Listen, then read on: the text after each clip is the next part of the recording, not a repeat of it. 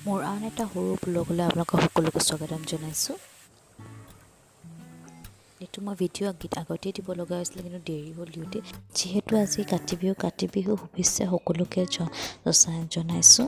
Happy Kati Bihu to all my subscribers. Kati Bihu চাগে সকলোৱে পাতিছে, আমিও সৰু সুৰাকৈ কাতি বিহু পাতিছোঁ। আগফালে দুগছমান চাকি দিছোঁ আৰু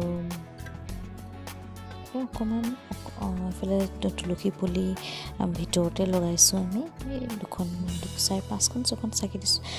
যিহেতু এইবাৰ কাতি বিহু বেছি ডাঙৰকৈ পতা নহয়, কেইখনমান ফটোহে মই ক্লিক কৰিলোঁ তুলসী তলত। এয়া সৰু সুৰাকৈ কাতি বিহু পাতিছিলোঁ।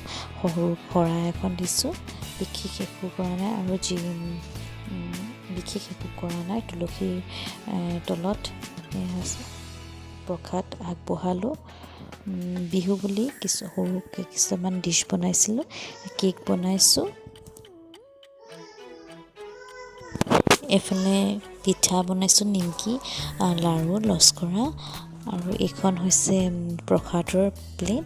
প্ৰসাদ বেছি লোৱা নাই, যিহেতু আমি কাতি বিহুৰ দিনাখন নিৰামিষ খাওঁ আৰু খিচিৰি খাওঁ, সেইবাবে মই খিচিৰি বনাইছোঁ। আজি মই বনাইছোঁ মুগ দালৰ খিচিৰি। এইফালে মগু দাইলখিনি ভালদৰে নোধোৱাকৈ ভালদৰে ভাজি লৈছোঁ, যাতে ইয়াৰ স্মেলটো আঁতৰিছোঁ। এইফালে মই জহা চাউল 1.5 কাপ লৈছোঁ। 1.5 কাপ লৈ ভালদৰে ভাজি লৈছোঁ। তাৰপাছত গোটেইখিনি ভালদৰে নমাই মেলি আৰু লগতে ৰঙা মচুৰ দাইলো দিছোঁ। ভালদৰে মিক্স কৰি এইখিনি সকলোখিনি ধুই ল'ম। ধুই হৈ যোৱাৰ পিছত মই বনাম। এইফালে মই অনেক ঘি ইউজ কৰিছোঁ, মনোৰমা ঘি ইউজ কৰিছোঁ। আৰু আনফালে তেল অলপ লৈছোঁ, আমাৰ ঘৰত ঘি নাখায় কাৰণে মই তেলেই ইউজ কৰিছোঁ।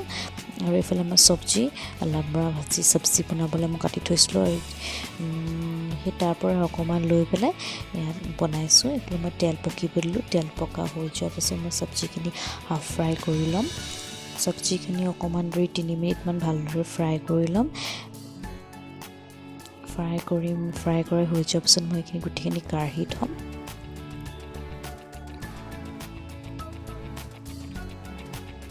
আৰু একেখিনি তেলতে মই তেজপাত 2-3 খিলা দিছোঁ। তাৰপিছত শুকান জলকীয়া 2-3টা দিছোঁ, মাজত ফালি দিছোঁ। স্মেলটো ভাল আহে আৰু তাৰ ফ্লেভাৰটো ভাল আহে, খুব ধুনীয়া ফ্লেভাৰ আহে এনেকৈ জলকীয়া ফালিলে। তাৰপিছত মই পাঁচফোৰণ 1/2 চামুচ দিছোঁ। পাঁচফোৰণ খাই ইমান ভাল নাপায় সেইকাৰণে কমকৈ দিছোঁ। যিহেতু মই পাঁচফোৰণখিনি ফুটীয়া হৈ যোৱাৰ পিছত মই নহৰু আদা অকণমান দি দিছোঁ, বেছিকৈ নাই দিয়া। যিহেতু খিচিৰি বুলি ক'লে বিনা পিঁয়াজ দিয়ে বনায়, কিন্তু মই আজি পিঁয়াজ আৰু নহৰু আদা দি বনাইছোঁ। এইফালে মই ধুই থোৱা চাউলখিনি দি দিছোঁ, গোটেইখিনি এনেকৈ ভালদৰে দি দিছোঁ। ভালদৰে দিয়াৰ পাছত ভালদৰে তেলৰ লগত মিক্স কৰি দিম আৰু এনেকৈ শুকানকৈ 2 মিনিটমান ফ্ৰাই কৰিম, যাতে তাৰ মইশ্চাৰটো শুকাই যোৱালৈকে। যেতিয়া অকণমান লাগু হৈ যায়, তেতিয়াহে মই নিমখ, হালধি এইবোৰ দিম। এতিয়া মই চব্জিখিনিও দি দিছোঁ, ফ্ৰাই কৰি থোৱা চব্জিখিনিও দি দিছোঁ। এতিয়া ভালদৰে গোটেইখিনি সকলোখিনি মিক্স কৰি এনেকৈ ভাজি থাকিম 3 মিনিটমানলৈকে। এতিয়া মই হিং অকণমান দি দিছোঁ। হিং আগতে দিব লাগিছিলে, কিন্তু মই পাহৰি থাকিলোঁ, সেইকাৰণে মই এতিয়াই দি দিছোঁ। নিমখ 2 চামুচ দি দিছোঁ। নিমখ সোৱাদ অনুসৰি দিব আপোনালোকে। সকলোখিনি ভালদৰে মিক্স কৰি দিছোঁ। এতিয়া মই ভাজি আছোঁ, নিমখ দিয়াৰ পাছতো ভাজি আছোঁ। এতিয়ালৈকে পানী দিয়া নাই, পানী অলপ দেৰি পাছত দিম। তাৰপিছত এতিয়া হালধি 1 চামুচ দি দিছোঁ। বেছি হালধি দিলোঁ তিতা ফ্লেভাৰ এটা আহি যাব, সেইকাৰণে হালধি নিজৰ জোখমতে দিছোঁ। হালধি দিয়াৰ পিছত আকৌ অলপ দেৰি ভাজিলোঁ। তাৰপাছত মই ধনিয়া গুড়ি অলপ দি দিছোঁ।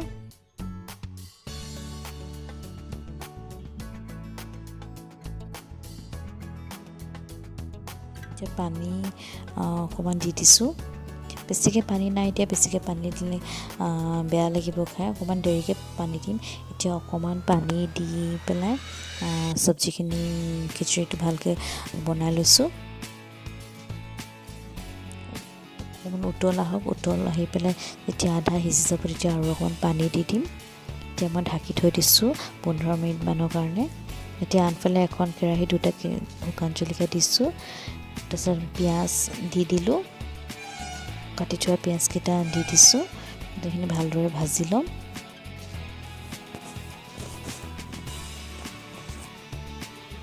ভালদৰে ভজা পাছত ভালদৰে ভাজি হৈ গৈছে এতিয়া মই মছলা অকণমান দি দিছোঁ জিৰা গুড়ি অলপ দি দিছোঁ পানী অকণমান দিছোঁ যাতে মছলাখিনি জ্বলি নাযায়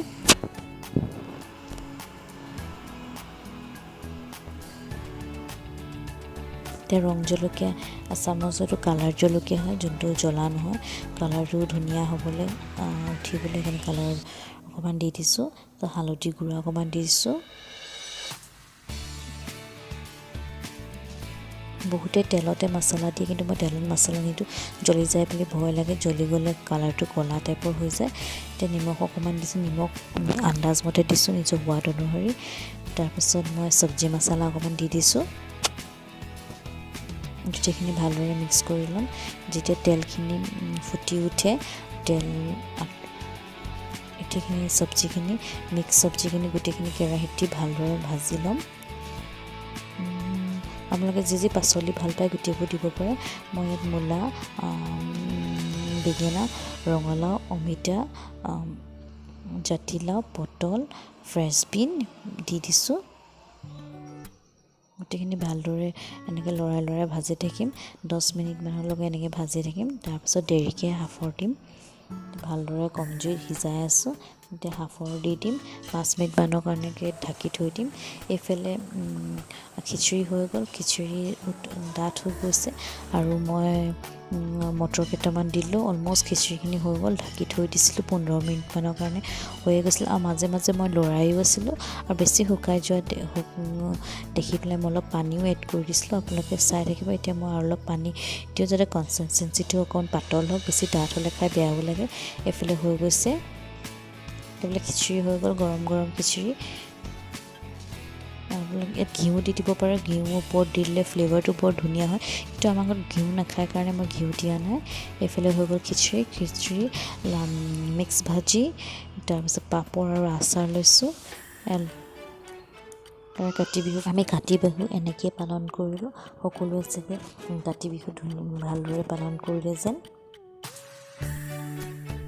ব্লগটো একেদিনাখনে দি দিলোঁ লক্ষী পূজা বিশেষ একো পতা নাই এই প্ৰিন্সে যি ষ্টাইল কৰিছে চব লক্ষী পূজা বুলি মেখেলা চাদৰ পিন্ধি এইফালে ছেইম কাতি বিহুৰে নিচিনাকৈ একে ঘৰটো সজালোঁ লক্ষী পূজাৰ দিনাখন লক্ষী মা আহে বুলি কয় সেইকাৰণে ভগৱানৰ ওচৰত প্ৰসাদ দিলোঁ এইফালে গোঁসাই ঘৰত আমি প্ৰসাদ চাকি বন্তি জ্বলালোঁ কেইখনমান ফটো হয় লক্ষী পূজাৰ দিনাখনৰ তেনেকৈ ব্লগ বনোৱা নহ'ল লক্ষী পূজাৰ দিনাখন মই ৰুটি বনাইছিলোঁ আলু পৰঠা বনালোঁ আৰু তৰকাৰী অমিতা ভাজি আৰু ৰাইতা ধন্যবাদ ইমানে ভিডিঅ'টো যদি ভাল লাগিলে লাইক কমেণ্ট আৰু শ্বেয়াৰ কৰি দিব